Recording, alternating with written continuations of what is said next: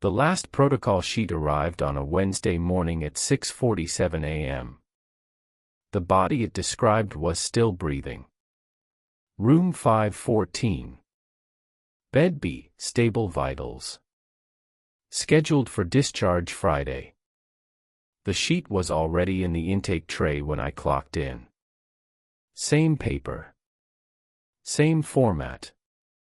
Same unsigned block of instructions in that same serif font none of us could identify. I stood there reading it with both hands flat on the counter, and I could hear Luis and Dina and Dr. Ambrose somewhere behind me already talking about it, their voices low and measured the way voices get when everyone knows and nobody wants to be the one who says it first. I need to explain how this started. My name is Maura Kelsey.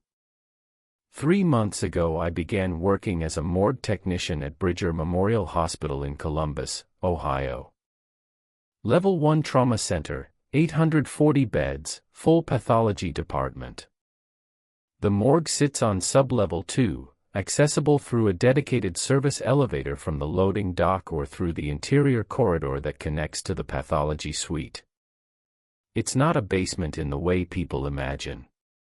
The floors are sealed epoxy. The lighting is even and clinical. The refrigeration units hum at a constant 38 degrees Fahrenheit. Everything is labeled, logged, tracked.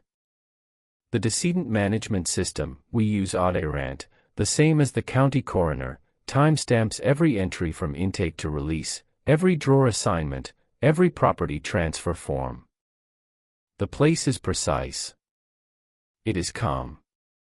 It smells like cavicide and cold air and, underneath that, the faint mineral scent of bodies that are being kept at the right temperature. I was hired to replace a tech named Rhonda Vassie, who retired after 23 years. She didn't die. She didn't disappear. She moved to Scottsdale to be near her grandkids and she sends the department photos of her garden every couple of weeks. I mention this because I want to be clear that nothing about my arrival here followed some trail left by a vanished predecessor. Rhonda trained me for 10 of her last 14 days. She was patient, meticulous, and kind, and she explained everything she did in the same tone you'd use to teach someone how to properly season a cast iron pan. She taught me the intake sequence. She taught me how to operate the striker saw without applying downward pressure. She taught me how to suture a Y incision so the funeral home wouldn't have to redo it. She taught me the rhythm of the refrigeration checks, temperature logged twice per shift at 7 o'clock and 1500 hours, compartment integrity verified, any condensation wiped, any fluid leakage reported. She was thorough. What she didn't teach me, what she never once mentioned, were the protocol sheets. Luis told me about them on my 4th day. Luis Padilla. Senior Tech. 11 years in the department. He's the person who runs the room when Dr. Ambrose isn't present, not by title but by the kind of competence that doesn't need a title. He's calm in a way that makes the air around him feel calm. I've seen him eviscerate a body with decomposition so advanced the tissues were liquefying, and his hands never changed speed. We had just completed intake on a 68-year-old male, cause of death acute myocardial infarction, arrived from the cardiac unit via transport at 8:40. Standard processing. Wristband verified, toe tag matched, personal effects logged into Auderant, 1 wedding ring, yellow metal, 1 wristwatch, silver tone, clothing bagged and labeled. I was checking the drawer assignment when Luis set a single sheet of paper on the counter next to me. This came with him, he said. I picked it up. It was printed on heavier stock than anything we used in the department, not card stock, but something with a weight and texture closer to good stationery. No letterhead. No hospital logo. No department name. No signature line. No date. Just a block of text in a serif font, formatted like a recipe or a technical specification. Decedent Greaves, Arthur P., maintain ambient compartment temperature at 36 degrees Fahrenheit, not standard 38 degrees Fahrenheit, for first 16 hours. At hour 4, position left hand palm up across lower abdomen. At hour 9, expose anterior surface of face and neck to room temperature air for 40 minutes, then recover with standard draping. Apply 2 milliliters of glycerin rosewater solution, 4:1 ratio, to dorsal surfaces of both hands at hour 12. Do not apply solution to fingertips.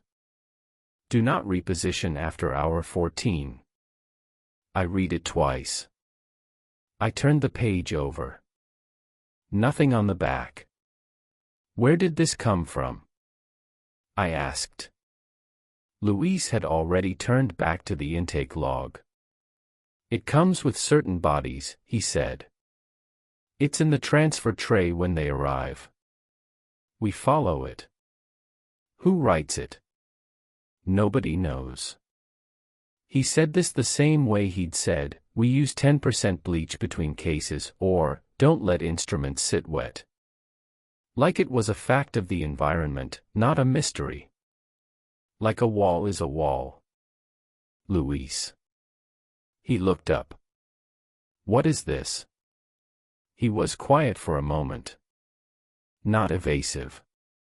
Thinking about how to be honest. It's care instructions, he said. Specific to the individual. They've been showing up for as long as anyone in this department can remember. Not for everybody. Maybe 1 in 15, 1 in 20. They're always in the intake tray. They're always on this paper. They're always accurate, the name, the case, the timing. And when we follow them, the results are better. Better how? The families notice, he said. The viewings go better. The person looks more like themselves. I can't explain the mechanism and I stopped trying around year 3. But the instructions have never been wrong and they've never caused harm, and we follow them because they work. I should have pushed harder. I know that. But Luis said it with such settled honesty, not defensive, not zealous, not embarrassed, that my questions felt like the wrong shape for the conversation. He wasn't hiding anything.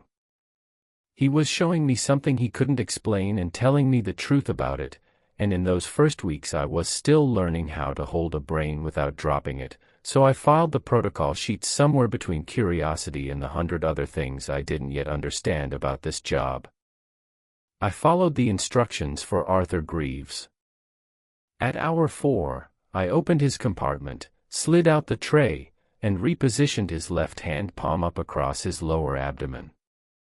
His fingers were stiff with rigor. I had to work them gently, the way Rhonda had showed me, slow sustained pressure, not forcing, just coaxing the joints through their resistance. The hand settled into position. I covered him and closed the drawer.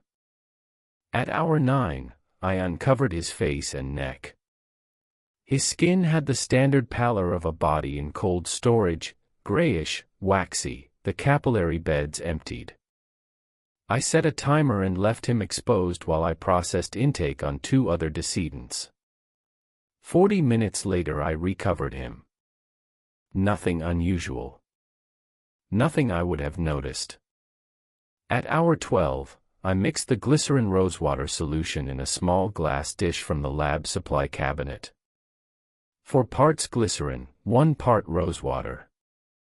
I applied it to the backs of both hands with a cotton pad, carefully avoiding the fingertips as instructed. The solution was cool and slightly viscous. It caught the light on his skin. At hour 14, I checked his position. Nothing had moved. Done. The next day, Arthur Greaves's wife came for a viewing. Dina Okonkwo, our bereavement and family viewing coordinator, brought her down. Mrs. Greaves was a small woman in her 70s with careful posture and a coat she held folded over one arm. Dina had prepared the viewing room the way she always did, soft lighting, the body on the presentation table, a clean sheet folded down to the chest, hands visible. I wasn't in the viewing room. I was in the corridor, restocking the suture cart outside the suite, and the door was open. I could hear them. Mrs. Greaves was silent for a long time. Then she said, "Oh, Arthur." Dina murmured something I couldn't hear. "He looks like himself," Mrs. Greaves said. "He hasn't looked like himself in 2 years. Not since the surgery. His face was always tight after that. Pinched. Like he was holding something in. But look at him. That's him. That's the way he looked when he was easy." She stayed for 40 minutes. When Dina walked her back to the elevator, Mrs. Greaves stopped in the hallway and took both of Dina's hands and held them and said, "Thank you. I don't know what you did, but that's him." Dina smiled and said something professional and compassionate, and Mrs. Greaves left, and Dina came back down the hall and looked at me and didn't say anything. She didn't have to. She'd heard what I'd heard. I went back and looked at Arthur Greaves before the funeral home picked him up that afternoon. He looked fine. He looked like a dead man in a well-maintained morgue. Maybe marginally better color in the hands, the glycerin would account for that, skin hydration, reduced visual desiccation. Maybe the face was softer than I'd have expected 36 hours post-mortem. But I was new. I didn't have the baseline to know what 36 hours was supposed to look like versus what this looked like, and the explanations that existed, solution-aided hydration, precise temperature management, optimal positioning to reduce gravitational lividity in visible areas, were plausible enough that I could hold them. I held them for about 3 weeks. In those 3 weeks, 5 more protocol sheets arrived. Not every body. Not most bodies. Just these specific ones, with these specific names, arriving with instructions of varying complexity. Some were simple, a temperature adjustment and a timed repositioning. Some were elaborate, layered steps spanning 20 hours, involving specific solutions I had to mix fresh, positioning changes down to the angle of the jaw, one instruction that asked us to open the compartment and leave it open for exactly 7 minutes at 3 a.m., then close it. Louise followed them without comment. Dina coordinated the viewings that followed them and reported, each time, that the families were deeply, specifically grateful. Not generically grateful the way all families are when things go smoothly. Specifically grateful. They described seeing something in their person's face or hands that they recognized, that they'd missed, that felt restored. Dr. Ambrose, Dr. Claudia Ambrose, Chief of Pathology, our attending physician, the person who signed every autopsy report, was aware of the protocol sheets. She'd been aware of them for the entirety of her 9 years at Bridger Memorial. When I asked her directly, on my 3rd week, she gave me the most honest answer I'd received yet, and it was the answer that made me start paying closer attention. "I've sent 3 of them to the lab for paper analysis," she said. "The stock is commercially available, Crane's Letra, 110-pound cover weight, fluorescent white. You can buy it at any stationery supplier. The typeface is Adobe Garamond Pro. The printer that produced them uses standard laser toner. There is nothing physically anomalous about any of them. They contain no information that isn't available in the patient's medical record, in theory. But in practice, they contain specifics about the decedent's physical presentation that go beyond what the medical record includes. A surgical scar's exact position. A healed fracture site that's not in the chart. A birthmark that nursing didn't document." She paused. And they arrive before we process intake. They're already in the tray when the body comes down. Who puts them there? The transport team says they don't. The nursing units say they don't. The loading dock says they don't. I've checked every transfer log for the past 3 years. No one carries them. No one delivers them. They are simply present. She looked at me the way she looked at unusual histology slides, with focused, patient attention, the kind that doesn't rush toward interpretation. I follow them because the outcomes are better, she said. I can't explain the mechanism. I've stopped trying to explain the mechanism. I continue to document and observe. That's what I know how to do. This was the department I worked in. For people, 5, counting Chen, our transport coordinator, who moved the bodies between floors and maintained the service elevator logs, who were all aware of the protocol sheets, all followed them, and all had arrived at their own separate reconciliation with the fact of them.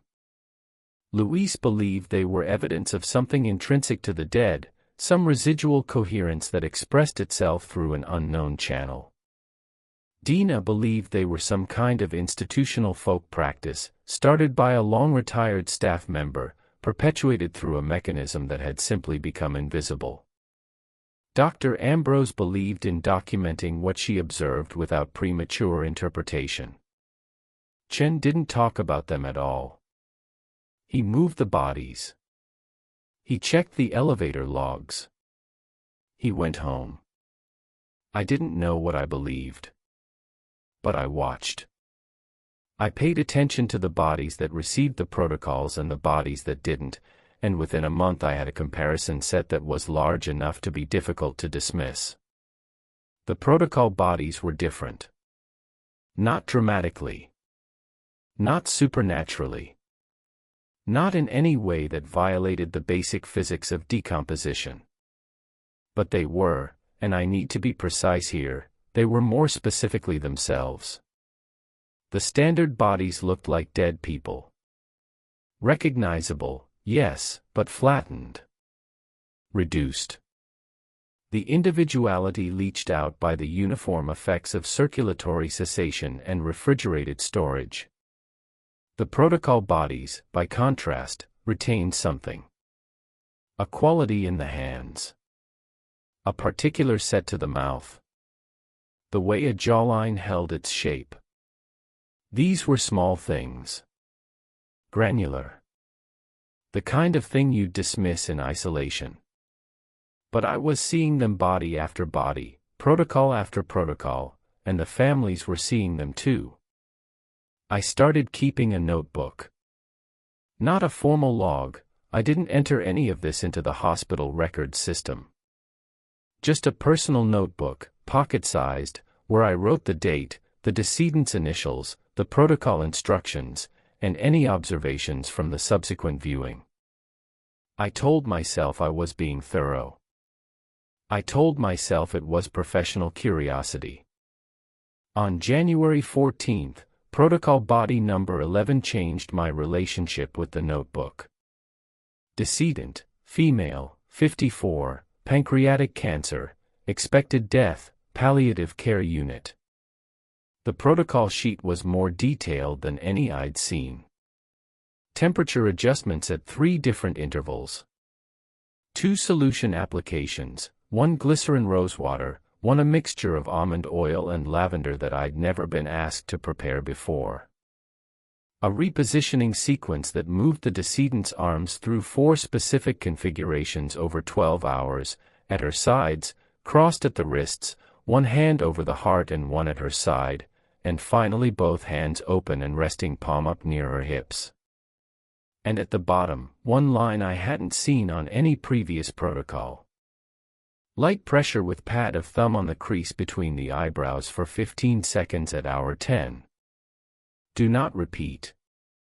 I followed every step.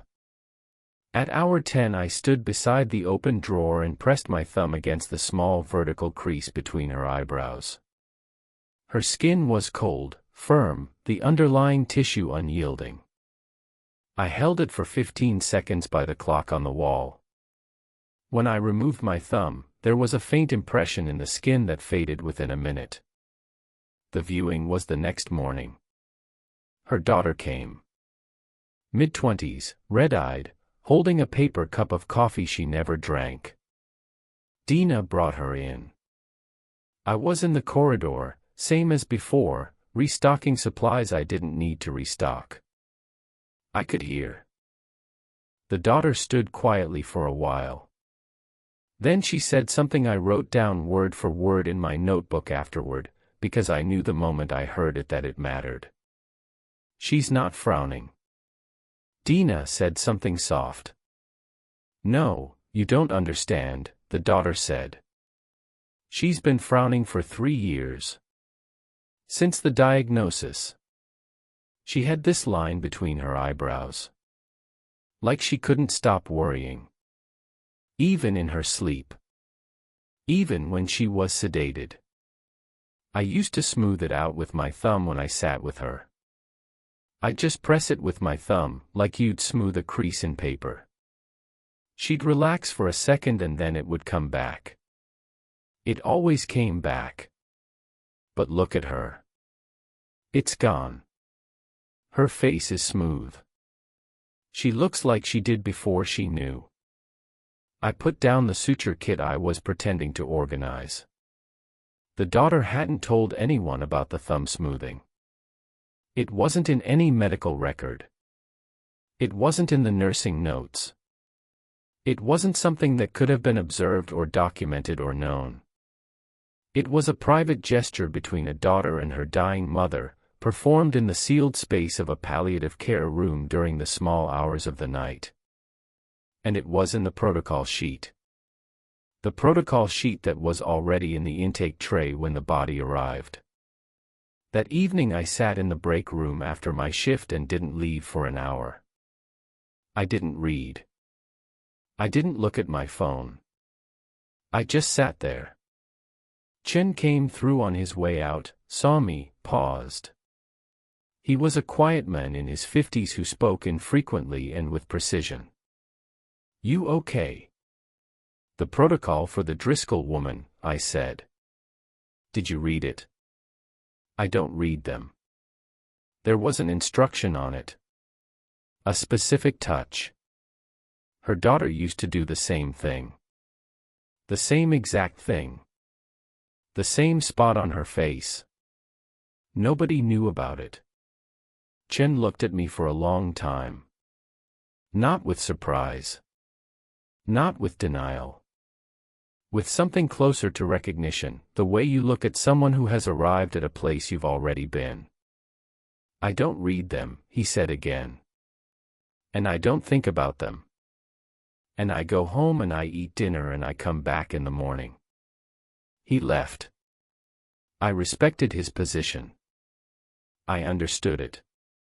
But I couldn't occupy it. The next morning I brought my notebook to Dr. Ambrose's office and laid out everything I'd observed across the first 11 protocol bodies. The solution applications and their effects on skin hydration and color. The positioning sequences and their correlation with specific family responses.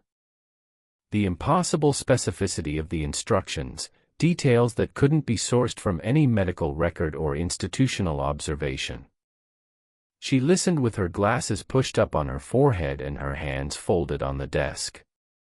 When I finished, she opened her lower desk drawer and pulled out a thick manila folder.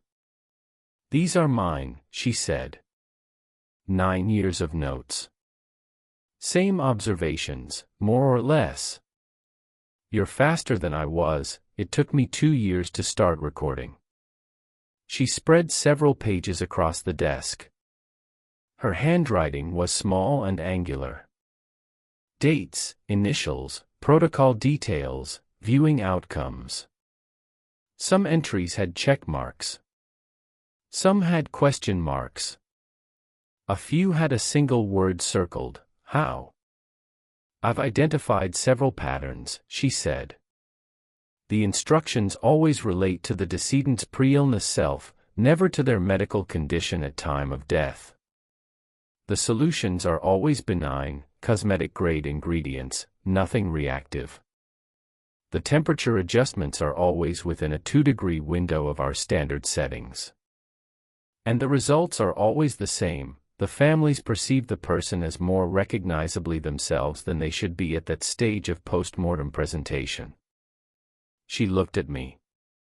What I have never been able to identify is the source of the information that makes the protocols possible. What about the sheet I showed you? The touch instruction. I know. That's not a temperature adjustment. That's not positioning. That's replicating a private act of love. I know. How does whoever writes these know what a daughter did alone in a hospital room at 2 in the morning? I don't know. This is what I want to be clear about. Dr. Ambrose was not concealing anything. She was not part of some institutional silence. She was a pathologist with impeccable credentials and 9 years of meticulous notes who had observed something she couldn't explain and continued to observe it, continued to follow the protocols, continued to document the outcomes, and continued to admit openly and without shame that she didn't understand. There was no cover-up. There was no conspiracy. There was a group of people doing their work and encountering, folded into that work, something that exceeded every framework they had. And they kept doing the work. That was the part that stayed with me. They kept following the instructions because the instructions were making the dead look more like themselves, and the families were coming in broken and leaving with something in their faces that wasn't there when they arrived, not happiness, nothing as clean as that, but a softening, a breath, and none of us could find a reason to stop giving them that. February came. The protocol sheets kept arriving. I kept following them. I kept recording. And I began to notice things about the sheets themselves that I hadn't caught in the first weeks. The instructions were getting more detailed. Not incrementally. Not in a way I could graph. But when I laid the early protocol sheets next to the recent ones, the difference was visible. The early ones read like clinical guidelines, temperature, timing, position. The recent ones read like something else. Like someone describing how to handle a particular person with intimate knowledge of that person's body, their habits, their comfort. Protocol body number 16. Male, 71, complications from a fall. The instructions specified a standard temperature adjustment and solution application, but then added, at hour 8, rotate the left shoulder forward by approximately 15 degrees. This was his sleeping position.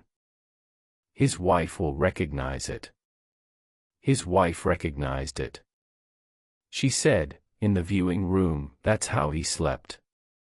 On his side like that, with his shoulder up. How did you? And then she stopped, because Dina hadn't done anything, and the question didn't have an answer anyone could give. Protocol body number 19. Female, 41. Brain aneurysm. No warning, no illness, gone in an afternoon. The protocol sheet specified positioning, timing, temperature, and then, her hair should be arranged over the left ear. She was self-conscious about the scar behind it since she was 12 years old. The scar is not documented in any medical record. I checked. It wasn't. I arranged the hair. Protocol body number 22. Male, 88. End-stage COPD. The protocol sheet included a new instruction type, no touch, no solution, no positioning. Just, this man sang to himself when he was alone. Hymns, mostly. Be Thou My Vision was his favorite. At hour 6, if the technician performing the protocol is willing, it would be appropriate to sing or hum this in his presence for a period of 2 to 3 minutes. I stood in the cold room at 2:14 a.m. with the drawer open and his face uncovered, and I hummed, "Be thou my vision," in a voice I didn't recognize as confident. The refrigeration unit cycled. The lights buzzed. The melody came out thin and rough and honest. His daughter, at the viewing, said he looked peaceful. She said he looked the way he looked after church, relaxed, satisfied, like something had been completed. She said his mouth had that specific softness, the one that came after singing. I went to the break room and I sat there and I thought about what I was becoming. I wasn't frightened. That's what I want to be honest about. At no point in these 3 months did I feel fear. What I felt was something harder to name, a growing weight, a thickening, like the air in the room slowly filling with something invisible but substantial. I was caring for the dead with instructions I didn't author and couldn't trace, and the care was working, and the work was drawing me deeper into a relationship with the dead that I had never consented to and could not define. It was in the middle of February that I brought it up with the others. Not a formal meeting, just the 4 of us in the break room after an afternoon intake, Dr. Ambrose leaning against the counter, Louise sitting backward in a chair, Dina standing by the window, me at the table with my notebook open. "I need to talk about what we're doing," I said. Louise looked at me steadily. "Okay. The protocols know things they shouldn't. That's established. But they're also changing. They're asking us to do more. Not just position, not just temperature. They're asking us to touch these people the way their families touched them. To sing to them. To know things about them that nobody documented. And we're doing it. Every time, we're doing it. Because it works," Dina said. "Because it works for the families," I said. "I'm not disputing that. But what does it mean for us? What are we participating in?" Silence. The refrigerator in the corner clicked on. "Do you want to stop?" Dr. Ambrose asked.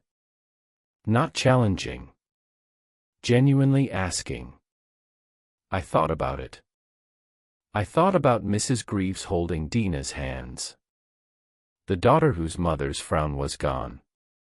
The wife who recognized a sleeping position.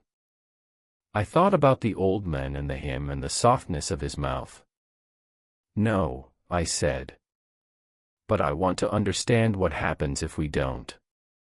"We tried once," Louise said. "Before your time. Before Dina's time. 6 years ago. A protocol sheet came in and the tech on shift, Rachel Gutierrez, she's at Cleveland Clinic now, she was uncomfortable with it. Thought it was some kind of prank. She threw it away and processed the body standard. What happened? Nothing happened to her. Nothing happened to any of us. The body looked like every other body. The family came for the viewing and the wife cried and said he didn't look like himself and couldn't we do anything, and we couldn't, because the window was closed. The body had been processed. You can't undo standard processing and replace it with protocol processing after the fact. The timing matters. The sequence matters. So nothing bad happened, I said. Nothing punitive, Louise said carefully. Nothing retaliatory. The sheets kept coming. The next one was followed normally. But we lost that one. That man went to his family looking like a body instead of looking like a person, and his wife went home carrying that, and it was a choice we made. We sat with that. I don't think we're being manipulated, Dina said, and I could hear that she'd been thinking about this for a long time. I think someone, something, whatever the source is asking us to do what we should already be doing. Take care of people. Know them.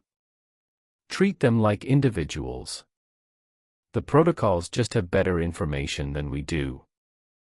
The protocols have impossible information, I said. Yes. And that doesn't concern you? It concerns me every time, Dina said. Every single time. And then the family comes in and I watch someone's mother or husband or child become a person again in their eyes, and my concern becomes less important than what just happened in that room. Dr. Ambrose had been quiet throughout. She set down her coffee cup. I'll add a data point, she said.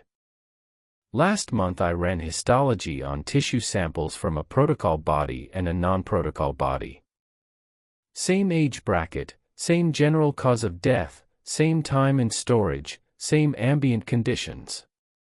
The protocol body's epithelial cells showed a degree of structural preservation that was, I don't want to say impossible, because the sample size is one and the variables are enormous. But it was anomalous. Significantly anomalous. As if the cellular degradation had been selectively decelerated in the tissues most visible during viewing.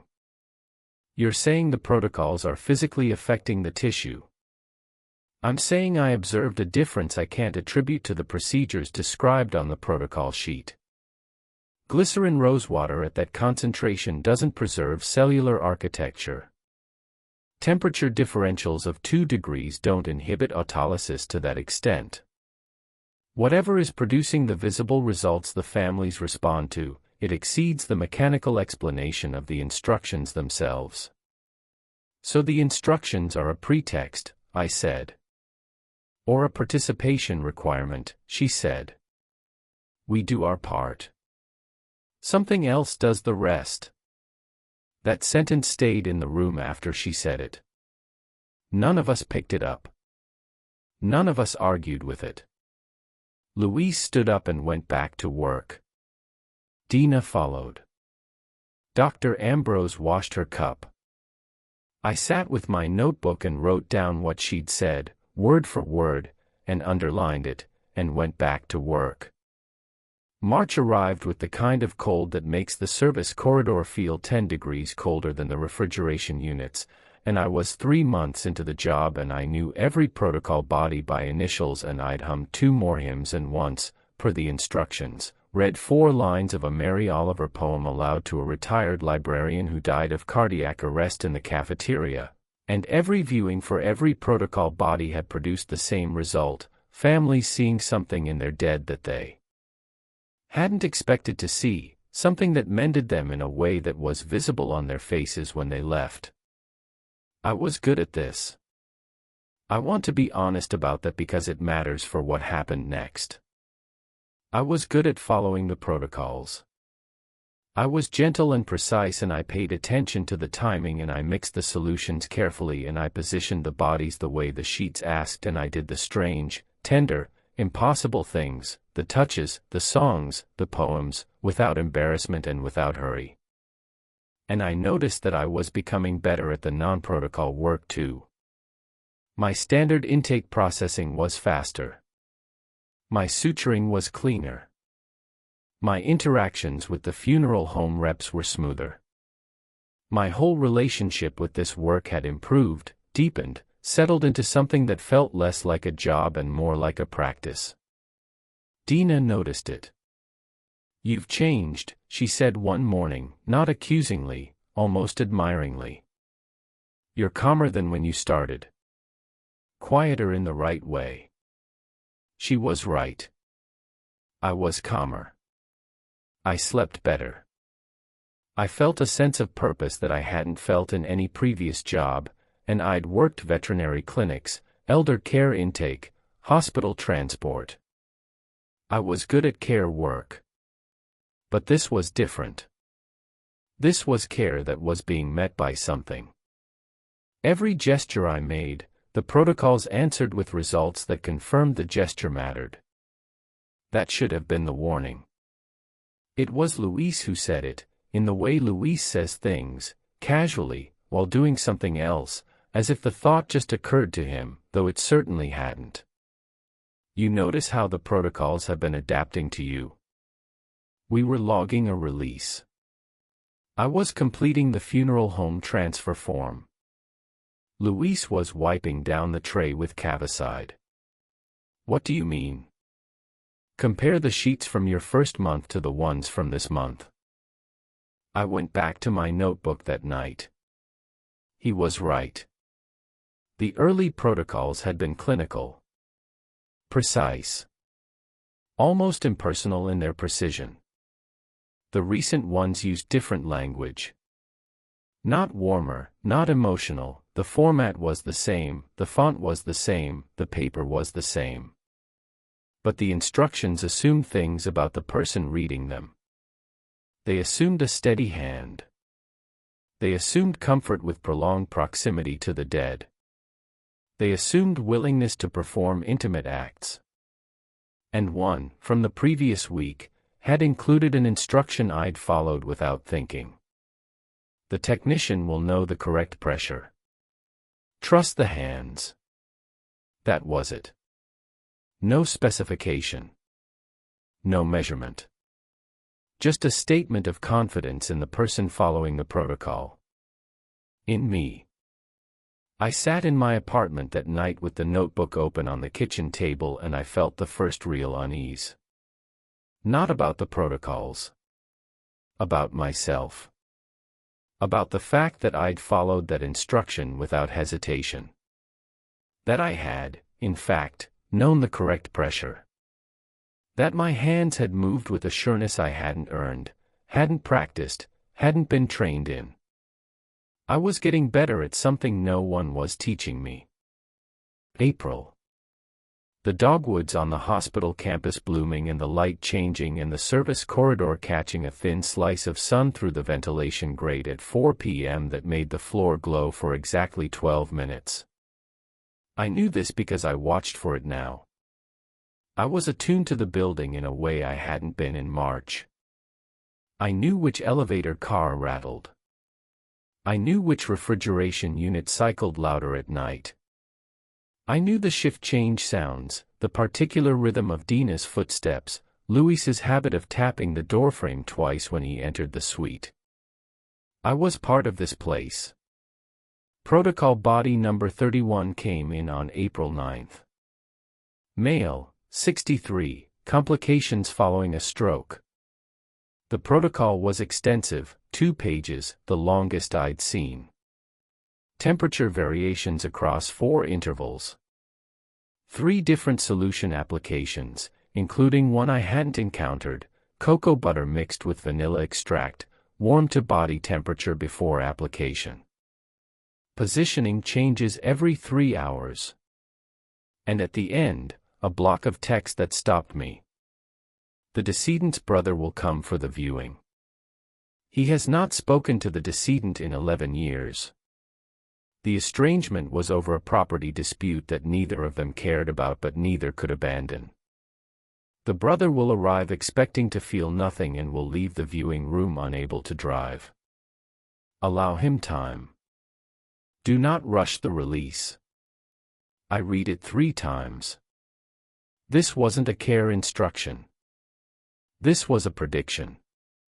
A specific, detailed, emotionally precise prediction about a living person's behavior.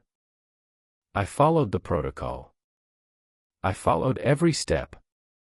I warmed the cocoa butter and vanilla in the microwave in the break room and applied it with my hands, bare hands, the sheet specified bare hands, and the smell filled the cold room, thick and sweet, absurdly domestic, like a kitchen on a holiday morning. The brother came. His name was Gerald.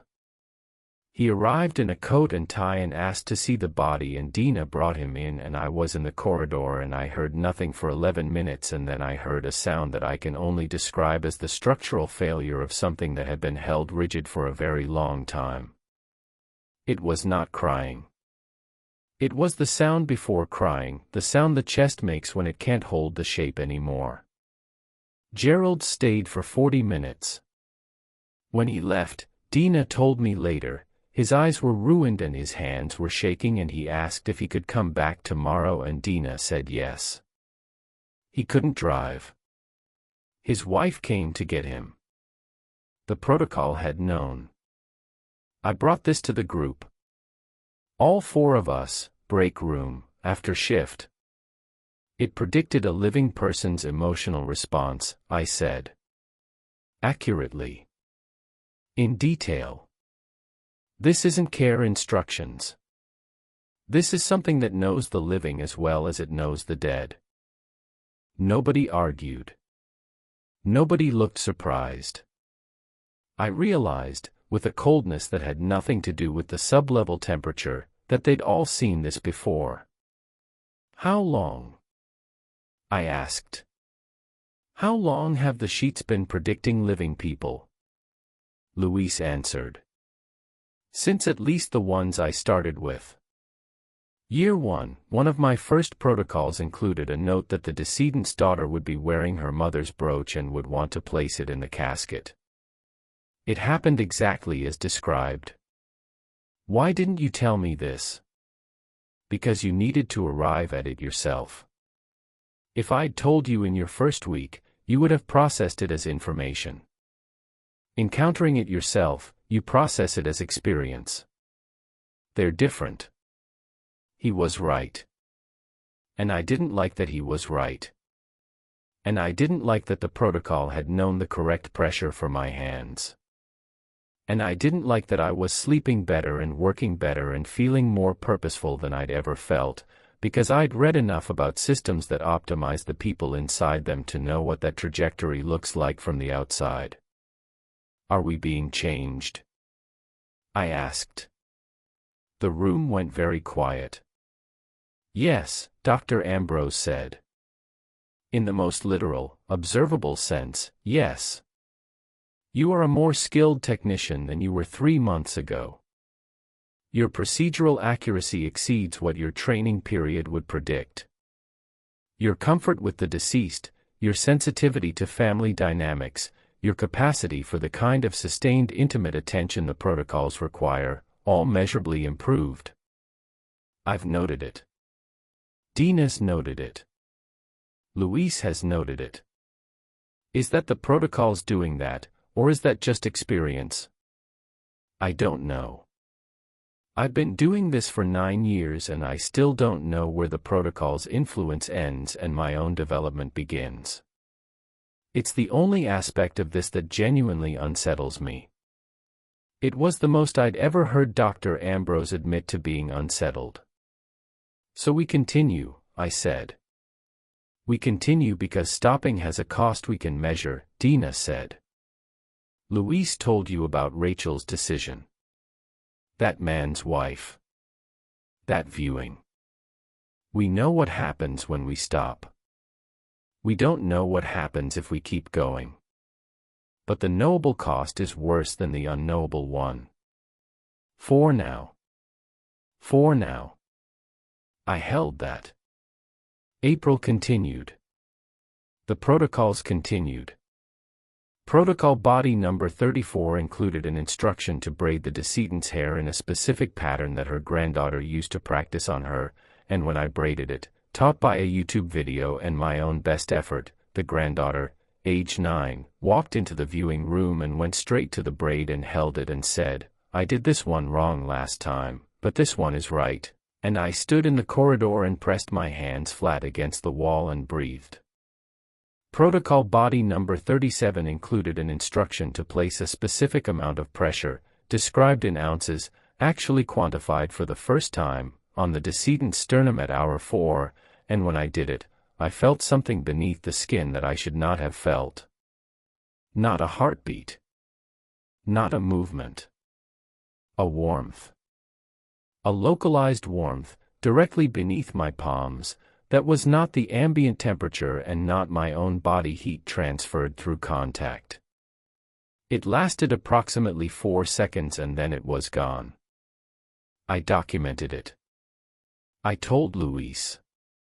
He nodded. He said, "It happens." What is it? It's the last thing left of them. That's what I think. Not the soul. Not a ghost. Just the last physical impression of being alive, and the protocol knows when and where to find it, and our hands are the instrument. That's not science. No. It's not. But it's what I've observed, and I've observed it more than once, and I trust my hands. Trust the hands. The protocol's words in Louis's mouth. May came. May 3rd. I clocked in at 6:30. The intake tray was sitting on the counter the way it always sat, stainless steel, shallow, positioned beneath the intercom panel by the service elevator doors. I reached in for the morning's transfer documentation and my fingers found the paper. Same stock. Same weight. Same serif font. I read the name. Decedent, Alderman, James R. I stopped. I knew that name. Everyone in the department knew that name. James Alderman was a patient on the 5th floor. Room 514, Bedby, 61 years old. Admitted 9 days ago for a bowel resection that had gone well. Post-surgical recovery, no complications. I'd heard his name in the elevator 2 days ago when a transport nurse mentioned he was ambulatory and eating solid food. He was scheduled for discharge on Friday. He was alive. The protocol sheet described him in the past tense. It listed his weight at time of death, a weight he hadn't reached yet, lower than his current weight by the amount you'd expect from 2 more days of post-surgical recovery on a restricted diet. It specified a cause of death, pulmonary embolism, acute, unanticipated. It listed the time, 2:14 a.m., May 5th, tomorrow night. Below that, the instructions. Asterisk temperature, 36.5 degrees Fahrenheit for first 20 hours. At hour 3, place right hand over left on the abdomen. He proposed to his wife with his right hand covering hers. She will understand. At hour 11, apply warmed almond oil to the scar on his left forearm. He burned himself on a radiator when he was 7 years old and his mother used to rub oil on it before bed. His daughter does not know this story, but his wife will tell it when she sees the scar, and it will be the first time the daughter has laughed since the death. At hour 16, asterisk. I stopped reading. I was standing in the intake area holding a protocol sheet for a man who would not die for another 44 hours. My hands were shaking. I'm not someone whose hands shake. 3 months of holding organs and operating saws and braiding dead women's hair in my hands had been stone, and now they were shaking. Dr. Ambrose arrived at 7:15. I was waiting in her office. The sheet was on her desk. She read it. She read it again. She took off her glasses and set them on the desk and put her hand over her mouth and closed her eyes. Has this happened before? I asked. No. Are you sure? I would have documented it. I document everything. This has never happened before. She picked up her phone and called the 5th floor. I heard her ask about James Alderman's condition. I heard the answer, stable, comfortable, ambulatory, expected discharge Friday. She hung up. He's fine, she said. The sheet says he dies tomorrow night. 2:14 a.m. p.e. No warning. I know what it says. So what do we do? And there it was. The question I'd never had to ask because the protocols had always been about people who were already dead. The instructions had always been retrospective, care for someone who has already gone, positioned with knowledge that could only be known in hindsight. But this sheet was prospective. This was a death that hadn't happened yet. And the sheet wasn't telling us to save him. It wasn't a warning. It was care instructions. It was already preparing us for after. I called Louis. I called Dina. By 8:30 all four of us were in Dr. Ambrose's office, the door closed, the sheet on the desk between us. Luis read it twice and set it down and pressed his palms together the way he does when he's thinking. "We tell his medical team," Dina said immediately. "We tell them he's at risk for PE and they put him on prophylactic anticoagulants and we prevent this." "Based on what evidence?" Dr. Ambrose said. "Based on a piece of paper with no letterhead, no signature, no sourcing department, predicting a specific cause of death at a specific time for a specific patient." I call his attending and say, "What?" "I got a note." "You're a pathologist. You can recommend a hematology consult. You can flag it." "I can flag a healthy post-surgical patient with no risk factors for PE based on an anonymous note that arrived in my morgue's intake tray. My credibility is what allows this department to function. If I make that call, I invite scrutiny on a process we've been conducting for years without institutional authorization. So we do nothing." Dina's voice was controlled, but I could see her jaw tightening. "We sit here and we wait for this man to die, and then we braid his hair and hum his favorite song and tell his wife we did our best." "We don't know that he'll die," I said. "We've never had a prospective sheet before. We don't know if they're accurate when." "They're always accurate," Luis said quietly. "Every detail. Every name. Every scar. Every behavior. Every single protocol sheet for the past 11 years that I've been here has been accurate to a degree that makes laboratory instrumentation look imprecise. And now it's telling us a man dies tomorrow night in his sleep of a blood clot that no one sees coming." Silence.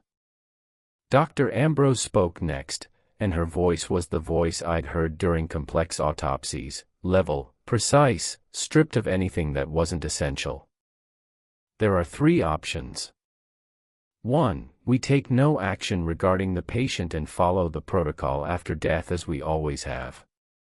2. We find a way to alert his medical team without revealing the source of our information, accepting the professional risk. 3. We prepare the protocol now, in advance, and in doing so, we accept something about the nature of what we've been participating in that we have not yet had to accept." "What do you mean, prepare in advance?" I asked. "The sheet specifies hour-by-hour care from the time of death. It specifies solutions and positioning and details about his life that only intimates would know. If we begin mixing the solutions now, preparing the environment, reviewing the instructions, we are acting as if his death is a certainty. We are preparing his post-mortem care while he is eating lunch upstairs." The room was very still. "That's not something I can do," Dina said. "It's something we already do," Luis said. "Every protocol, we prepare. We read the sheet, we set up, we gather materials. The only difference here is timing. The difference is that he's alive, Luis." "Is it?" "When we follow a protocol for someone who died an hour ago, they're gone. When we follow it for someone who dies tomorrow, they're here. But the care is the same care. The attentiveness is the same attentiveness. The only thing that changes is what we know while we're doing it." I watched him as he said this. I watched his face. There was no fanaticism in it. No cruelty. No detachment. Luis looked like a man who had carried something for 11 years and could feel the weight of it shifting and knew the shift was going to require him to be more honest than he'd ever been. "We try option 2 first," I said. "We try to get him evaluated. If that fails, if there's nothing we can do medically, then we prepare." Dr. Ambrose nodded. "I'll call in a consult recommendation. Nonspecific. Post-surgical PE prophylaxis evaluation. It's within my lane as a pathologist who reviews autopsy outcomes to flag under-recognized risk patterns. It won't raise alarms. She made the call at 9 o'clock. I stood in the hall and listened to her speak with the fifth-floor attending, Dr. Kessler, a hospitalist I'd met once. Ambrose was measured, professional, citing recent literature on post-surgical PE risk in male patients over 60 with extended immobility. She recommended consideration of a D-dimer test and possible anticoagulation adjustment. Kessler thanked her. Said he'd take a look. Said the patient was doing great, actually, walking laps in the hall, great spirits. We waited. By noon, I checked the system. No new orders for James Alderman. No D-dimer. No hematology consult. Kessler had taken the recommendation under advisement, which is hospital language for filed and forgotten. By 1400 hours, Dina went to the fifth floor on her own initiative, posing as a bereavement services coordinator doing routine rounds, which she sometimes did. It wasn't unusual, and she walked past room 514 and she saw him. She told me afterward. He was sitting up in bed watching a baseball game. His color was good. His wife was there, sitting in the recliner by the window, reading a magazine. The room smelled like the flowers on the nightstand.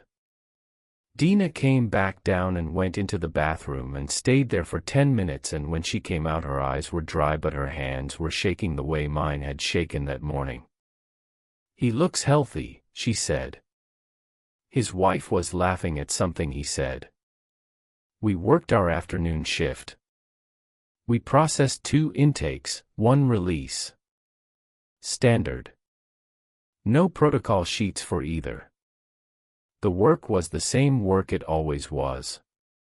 The saws ran, the solutions were mixed, the refrigerators hummed, the logs were updated. Everything in order. Everything in place. At 1600 hours, end of shift, Dr. Ambrose checked again. No new orders for Alderman. No D-dimer. Kessler had charted a note, per Dr. Ambrose's recommendation, reviewed PE risk profile. Patient ambulatory, no clinical indicators. Will continue to monitor. Continue to monitor. We gathered one last time, in the break room, standing. Nobody sat. It's not going to work, Dina said. He's not going to order the test. We could go to the patient directly, I said. Tell him. Tell him what? Luis said. That the morgue staff has a piece of paper that says he's going to die tomorrow. Mora. Think about what that sounds like. I thought about it. I thought about a 61-year-old man recovering from surgery, feeling good, watching baseball, going home Friday. I thought about 4 morgue technicians arriving at his bedside with a prediction of his death printed on heavy stationery. I thought about how that story ends. So we prepare, I said. Nobody answered. Nobody left. Dr. Ambrose reached into the supply cabinet and took out the almond oil. She set it on the counter. She reached into the lower cabinet and took out the glass dish we used for mixing. She set it beside the oil. Luis opened the drawer and took out a clean cotton pad. Dina stood by the window with her arms crossed and her jaw working and tears running down her face in complete silence. And I stood in the center of the room with the protocol sheet in my hand, reading the instructions for the care of James Alderman, his hand position, his scar, the oil his mother used, the story his wife would tell, the laughter his daughter would find, and I understood, finally, completely, in the way that understanding arrives not as a thought but as a change in the body, what we had been doing all along. We were not following instructions from an unknown source.